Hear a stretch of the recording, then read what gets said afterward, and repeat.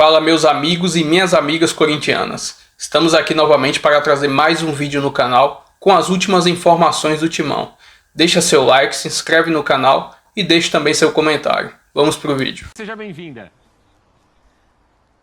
Aí você me quebra, hein? Tô sem relógio no pulso, mas vamos lá. 10h09 da manhã, bom dia, meu amigo, amigos do estúdio, do F360, fãs de esportes. É um bom dia para geral e um dia bom, excelente para o torcedor corintiano, né? Depois de 6 anos consegue conquistar uma taça, um título em frente à torcida, em sua casa lotada, diante do maior rival. Então é claro que o clima é leve, levinho por aqui, inclusive tá bem sossegado porque todo mundo ganhou folga nesta sexta-feira, né? Depois da conquista do título, depois de festejar até tarde, todo o elenco ganhou folga, muitos funcionários também, mas aí é claro que há muita alegria, muitos motivos para a festa, porém, já amanhã o elenco se reúne aqui no CT Joaquim Grave e vai para Salvador, porque domingo tem estreia no Campeonato Brasileiro contra o Bahia às 8 horas da noite. Mas por hora tem que falar e muito dessa vitória diante do Palmeiras. É claro, com destaques para alguns atletas, principalmente para o goleiro Hugo. Desde que chegou ao Corinthians, 7 pênaltis defendidos. Então um número muito bom. Ele mesmo em entrevista pós-jogo falou que estudou muito os pênaltis, né? A batida de pênaltis, imaginando que pudesse ir a decisão para as penalidades máximas. Estudou muito o Rafael Veiga, que é um bom batedor de pênalti, tem 84% de aproveitamento no Palmeiras, mas parou ali diante do Hugo. O Hugo falou que ele praticamente define antes do jogo começar para que lado ele vai cair, a depender do jogador, e especificamente do Rafael Veiga. Ele estudou muito bem e deu certo, né? Conseguiu defender. O torcedor está falando que foi mais ou menos o gol da vitória. Claro que teve o gol importantíssimo do Yuri Alberto no jogo de ida, mas no jogo da volta, se fosse falar em gols, né? Não tiveram gols, mas dá para dizer que essa defesa do Hugo foi o gol da grande vitória do título corintiano. E assim, ó, clima leve, tranquilinho por aqui, viu, gente? Não seria diferente. Aliás, um solzinho agradável, né? E esse é o clima aí pro Corinthians, hoje de folga, como bem disse a Lili, mas já olhando também para uma sequência pesadíssima. Vamos colocar na tela, produção, a campanha do Corinthians? A gente falava de como o time foi bem na fase classificatória, muito bem no mata-mata. O Corinthians só perdeu um jogo, é isso, né? No São Paulo. Tá aí, ó. 11 vitórias, 4 empates, 1 derrota apenas, 77% de aproveitamento, culminando no título. O Corinthians largou muito bem e fechou, claro, muito bem também com os mata-mata, no mata-mata, né, pegando 2 clássicos. Tá aí os números, então, do Corinthians no Campeonato Paulista. É uma campanha irretocável, vai. E ainda conseguiu aproveitar essa forma do estadual / pré-temporada de observar outros jogadores, de dar oportunidade. Teve muita partida decidida por Thales Magno, teve parceria com o Romero.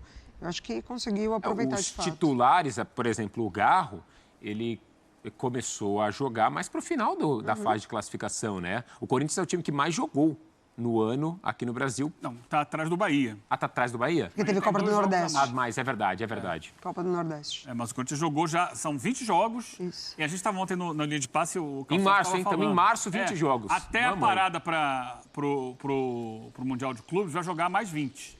Serão 40 jogos no primeiro semestre. Meu Deus do céu. Porque agora tem, acho que são 12 rodadas de Brasileiro, 6 rodadas de Sul-Americana, mais 2 jogos de Copa do Brasil. É uma maratona que não para. O Corinthians não parou. Teve agora essa data FIFA que ele parou, mas agora daqui para frente não para mais. É muito puxado o calendário e você precisa ter, dosar como o Corinthians fez. Aliás, não só o Corinthians, né? Quase todos os times fizeram ao longo do campeonato estadual. Você tirava de um jogo para o outro, descansa 3, no outro você descansa mais 3, vai dosando ali para poder suportar a pegada. E é desde que estreia. Desde a estreia é assim.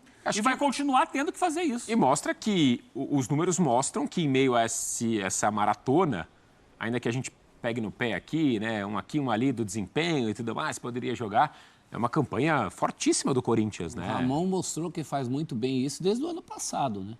Lembra quando ele tinha que mesclar uma luta contra rebaixamento com Copa Sul-Americana e Copa do Brasil, chegando a 2 semifinais, ele vem mesclando muito mas bem. ali, enquanto ele não foi eliminado das competições paralelas, sofreu no Campeonato Brasileiro. Mas Depois que caiu é que ele decolou. Mas teria que sofrer mesmo, o calendário é apertado para Tava nas 3 frentes, né? Assim, o ano terminou apertado, esse ano já começou apertado, e ele está testado e aprovado em relação a isso. Eu acho que o Corinthians mesclou muito bem. Inclusive, nessa campanha do Paulista, tem times alternativos que, se não mostraram jogo, pelo menos obtiveram resultados. Tem um jogo em Novo Horizonte que o Corinthians não perdeu, a gente não sabe por quê. Né? E consegue o resultado. Ganhou da Ponte Preta fora de casa. Em alguns momentos fica muito na conta do Hugo, né? Assim, é importante da gente pontuar isso, assim. Não é que o Corinthians... A gente mostra o equilíbrio de fato acontece, vai muito bem, é o melhor time do Campeonato Paulista, mas ainda assim, em alguns momentos, ficou muito na conta do Hugo. Do começo ao fim. Né? Vamos dar uma olhada nos números do Hugo, e a gente fala dele, a Lili já chamava atenção, né, pro Hugo, se consolidando cada vez mais aí como ídolo do Corinthians. Posso falar, professor? Claro. Posso encher a boca para falar? Ídolo do Corinthians? Porque o ídolo carimba ali em título, Vamos né? dar uma olhada nos números dele, então, porque ele está chegando próximo do Dida, se eu não me engano, em número de defesas de pênalti. Não sei se você chegou a ver prof, esse dado. Sim. São 7 defesas em pênaltis, 11 gols sofridos. 2 vezes a bola foi na trave ou para fora. Defendeu a cobrança do Rafael Veiga. Acho que o Hugo está conseguindo suprir essa ausência aí do que foi um período, claro, glorioso com o Cássio, esse período curto com o Carlos Miguel. Não é fácil chegar e substituir à altura o Cássio. Não é, não. E ele vem fazendo com maestria o Hugo. E um cara carismático, Começa a era Hugo, eu acho. Eu acho que esse é um diferencial. Acho que começa a era Hugo. Ele, em pouco tempo de Corinthians, e aí vai da característica de cada um, de como são as pessoas. Personalidade. Né? Personalidade, mas assim, numa análise distante, sem fazer o julgamento em relação ao Cássio, que ele devia ser assim o assado, mas uma coisa é clara, ele consegue uma sintonia com a torcida do Corinthians que o Cássio jamais teve em 12 anos, como personalidade, como personagem. O Cássio é um ídolo grandíssimo a partir das coisas que ele fez em campo, mas essa identificação o Hugo já conseguiu em pouco tempo. Dessas defesas de pênaltis, vamos lembrar, tem um outro derby que ele pega a bola no último minuto do Estevão. Nos últimos 3 derbys, ele fez isso aí 2 vezes. Seria a segunda derrota do campeonato, é isso? Isso. Sim, se a bola entra ali, derrota. era praticamente o último lance. Fora o que ele fez já no ano passado na Copa do Brasil contra o Red Bull Bragantino, que ele pega 2 vezes o pênalti, não é só, é um pênalti que ia decidir a disputa. Então ele já tem um lugar, por gerações haverá corintianos lembrando disso. O goleiro que pegou o pênalti. E uma resposta tão rápida à saída de um ídolo da posição, né? Pois é. É muito difícil substituir um goleiro do tamanho do Cássio na história do Corinthians. E ele dá a resposta pronta. Não, e parecia que ia ser o Carlos Miguel, e aí ele tem que chegar para substituir o substituto, parece. Exatamente, o Carlos Miguel vai embora e ele entra ali, opa, vai você, quem é que tá por aqui? E ele aparece muito bem. E a vida dele, o Hugo, né? Ele fala muito disso nos depoimentos. Ele aparece muito bem ainda como o Hugo Neneca do Flamengo, né? Ali na pandemia, num jogo contra o Palmeiras, um 0-0. E ele aparece muito bem ali. Ele fala disso. O bonde das 2 maiores torcidas do Brasil passou na vida dele 2 vezes. É fácil também. Do Flamengo ele perdeu por motivos que ele fala várias vezes. E ele parece muito consciente de que esse segundo bonde, o bonde do Corinthians, é muito importante para que ele perca. Né? Em relação até à conduta de vida mesmo. Deixa eu voltar lá com a Lili. A Lili conhece o Hugo, né? E está acompanhando, claro, a trajetória dele desde que chegou ao Corinthians. E também queria emendar mais uma, Lili, sobre esse planejamento a seguir também aí, porque a gente falava do Garro com problemas no joelho, né? Se você tem informações já de Yuri como... no ombro, ontem o Yuri, exato, numa jogada já acho que no segundo tempo, né? Isso. Problema no ombro. Se o Corinthians divulgou, se você conseguiu apurar, como que deve ser aí, pelo menos a curto prazo, né? Estreia no Campeonato Brasileiro e também na semana que vem na Libertadores, esse planejamento. Hoje é festa, mas imagino que já tem gente olhando... Imagino não, né? Tem gente olhando já ali para o final de semana, aquela coisa e tal. Com certeza, gente. A começar, o Hugo tem contrato com o Corinthians até 31 de dezembro de 2029, então o torcedor está tranquilo, digamos assim, né? Porque sabe que se encontrou agora com um ídolo. Eu conversei com torcedores que já falaram, ele sim é um ídolo, né? Entrou para a história pelo que vem fazendo, pelo que fez na noite de ontem também. Falando sobre os atletas, tá? O Yuri Alberto, por exemplo, assim como os outros jogadores, ele será avaliado amanhã quando eles se reapresentarem aqui no CT. Lembrando que amanhã mesmo o Corinthians já viaja para Salvador, porque no domingo tem estreia do Campeonato Brasileiro contra o Bahia.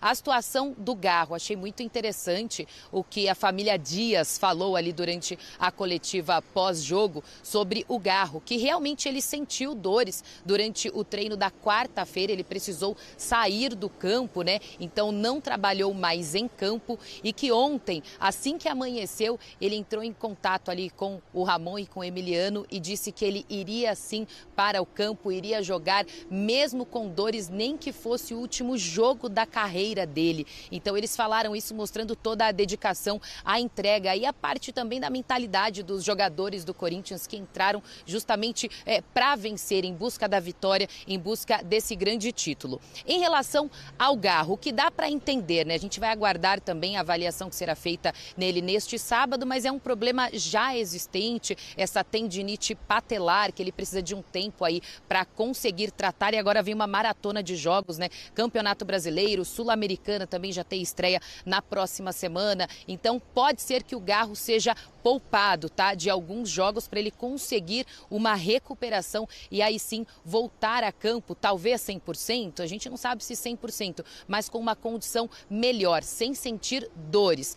Em relação ao Yuri Alberto, como eu falei, ele será reavaliado, mas a família Dias quer contar com os jogadores para a estreia no Campeonato Brasileiro. Isso foi muito perguntado ali na coletiva, porque ganharam um título, serão poupados os jogadores, o que eles passaram ali na coletiva é que eles querem contar com todos os atletas, mas que vão depender muito da condição física de cada um, principalmente de quem esteve na data FIFA. Os atletas que jogaram por suas seleções tiveram que emendar essa grande final, então agora capaz que eles precisem de um tempo maior de descanso, maior de recuperação, isso tudo será avaliado, mas de qualquer forma o Corinthians quer ir com todo o elenco, ou pelo menos elenco quase completo para essa estreia no Brasileirão, lembrando que semana que vem na Neoquímica Arena o Corinthians recebe o Huracan para a estreia na Sul-Americana. Agora é uma maratona de jogos, gente, não vai parar não. O que esse elenco, e a Lili fala desse planejamento, dessa ideia da comissão técnica, o que esse, não vou falar nem esse elenco no geral, mas o que esse time aí, que mostrou e foi campeão paulista ontem, pode entregar na temporada? Agora, vai começar, sábado começa, sábado e quarta, é o início já do que o Corinthians pode comemorar daqui a 6 meses, né, no final do ano. Sul-Americana e o Campeonato Brasileiro. Tem a Copa do Brasil nesse meio do caminho também, mas o que esse elenco que foi campeão ontem pode, a partir de domingo e quarta, comemorar lá no fim do ano? O título da Sul-Americana, por exemplo. Acho bastante viável pensar se levar a competição a sério, se priorizar em alguns momentos. Eventualmente uma Copa do Brasil, eventualmente, mas aí o eventualmente vale para muitos outros times. Uma vaga na Libertadores do ano que vem, ainda que não venha por título de Sul-Americana, mas vamos pensar em termos de Campeonato Brasileiro. Acho que é um time que deve aspirar, tem obrigação de aspirar a uma vaga já direta para grupo. São caminhos. Acho que são esses os caminhos para o Corinthians. Não acredito em título do Brasileiro, por exemplo. Acho que as questões físicas é um ponto muito importante, porque nessa início de temporada a gente já viu o Ranieri com questões, Garro com questões, Coronado com questões, Yuri com questões. Observar o Memphis, se de fato uma sequência de jogos pode ser prejudicial. Então, acho que as questões físicas é um ponto muito importante Corinthians observar, porque por mais que a gente fale sobre elenco, são peças que talvez você não repõe à mesma altura, você consegue manter o mesmo nível de competitividade. Quando o Corinthians, por exemplo, precisou de alternativas na Libertadores, nessa pré-Libertadores, as coisas também não aconteceram, então não é tão simples assim, é só colocar o Thales Magno que ele vai resolver, na Libertadores não funcionou, é só colocar o Romero, que ele também tem poder de definição, na Libertadores também não aconteceu. Então, acho que quando o Ramon ele identifica ali que é muito pesado para o Tchoca ter essa responsabilidade de ser o zagueiro principal, ponto final, ele falhou em momentos decisivos e aí afastou, mas ainda assim você foi tempo suficiente para colocar o peso nas costas de um jovem jogador, as laterais. Então, acho que o Corinthians ele decidiu, muito por questões financeiras, não ir ao mercado pensando no início de temporada, pensando que esse elenco era o suficiente para a Paulista e para a Libertadores e mostrou que não. Tanto que folga, muitos funcionários também, mas aí é claro que há muita alegria, muitos motivos para a fé. Ter um olhar um pouco mais cuidadoso com o elenco, pensando justamente nisso. Tá bom, conquistamos o Paulista, e agora? Qual que é exatamente o nosso principal objetivo, ou o nosso real objetivo para a temporada? A gente tem elenco para isso? Os nossos jogadores dão conta desse objetivo? Porque é impossível levar as 3 competições tentando colocar a força máxima em todas elas. Exatamente. Então, e o Corinthians tem capacidade, e quando tinha até um elenco pior do que esse, fez isso com o Luxemburgo. Botou a meninada para jogar Sul-Americana e até foi passando. Claro, você chega numa fase semifinal e tal, aí você pode redesenhar isso. Eliminou o Boca na Bomboneira. O Corinthians vem de 2 semifinais de Sul-Americana seguidas.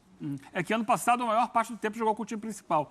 Com o Lucha, não. Com o Lucha ele botou a garotada e até revelou o Moscardo, por exemplo. Sim. Então... A molecada e o nosso Fábio Santos, né? Não era esse time do Fábio Santos, 2023? Assim... que estava ali na... Não, no seu último ano, né? Que teve aquele jogo maluco que passou